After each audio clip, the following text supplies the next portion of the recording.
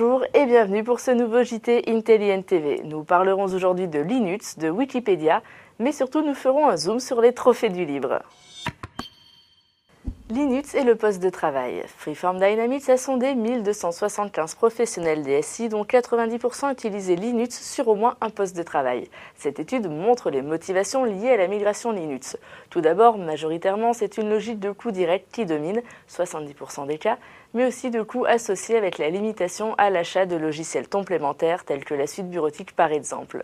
Ensuite, nous retrouvons la sécurité dans 30% des cas et enfin la fiabilité et plus minoritairement l'indépendance. Un autre point intéressant correspond à la répartition des salariés sur les postes Linux. Ainsi, pour les DSI, les publics à privilégier seraient les développeurs, puis les administrateurs, les utilisateurs généraux et en queue de peloton, les créatifs qui sont les plus dépendants aux produits propriétaires.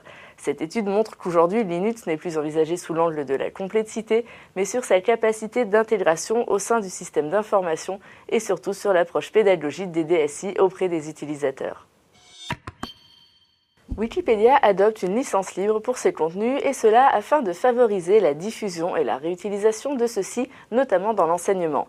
Les 17 500 membres de l'association Wikimedia qui gère le projet ont donc voté pour l'utilisation de la licence Creative Commons Attribution Share Alike, appelée plus communément CC by SA, traduite en français par paternité, partage des conditions initiales à l'identique. Cette licence permet de reproduire, de distribuer, de modifier et de communiquer la création à condition de citer l'auteur originel et de redistribuer l'œuvre nouvelle sous cette même licence. Intelligent TV a aussi fait ce choix pour la plupart de ses contenus.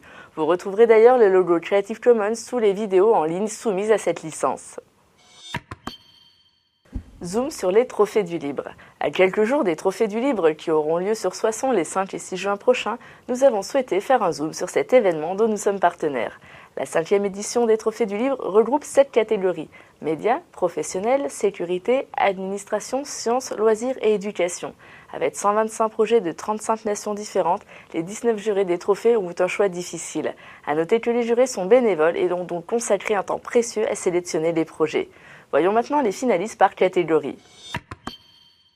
Pour la catégorie médias, cohérence, outil de partage de contenu vidéo, audio et images entre différents supports. Uniconvertor, conversion graphique en mode vectoriel. Smile, permet la réalisation de diaporamas.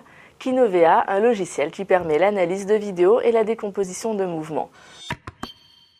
Pour la catégorie professionnelle, Glosa, outil d'administration écrit en PHP et conçu pour administrer les comptes et les systèmes dans un arbre LDAP. GSQL, un outil universel aux développeurs de bases de données. Support Incident Tracker, application qui utilise PHP et MySQL pour le suivi des appels de support technique email. Team 2.0, logiciel qui associe Groupware, CRM et ERP en un seul système. Projectivity 3.0, plateforme web 2.0 personnalisable et accessible n'importe où et n'importe quand. Pour la catégorie sécurité, Casplice, logiciel de mise à jour du noyau Linux sans redémarrer, Enigform and Mode OpenPGP, permet les connexions sécurisées pour sites web. Inquisitor est un outil de test et d'évaluation des performances, de comparaison de matériel et des pilotes. Pour la catégorie administration, Linea 21, application web de l'agenda 21 destinée aux collectivités locales. Telmatic, outil de gestion et création de bulletins d'information personnalisés pour mailing. Pour la catégorie sciences, GMSH, logiciel de maillage automatique 3D, MathGL permet la création de graphiques complexes. Graphite, plateforme pour la recherche en modélisation 3D et images de synthèse. Pour la catégorie loisirs, Pitchess, jeu d'échecs codé à 100% sous Python, DJL, gestionnaire de jeux vidéo pour le système d'exploitation GNU Linux, Neverball, jeu d'arcade et d'adresse en 3D.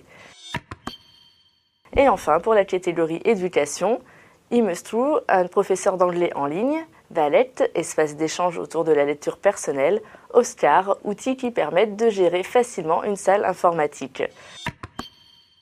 Rappelons que Soissons se situe à seulement 1 heure de Paris à partir de la gare du Nord.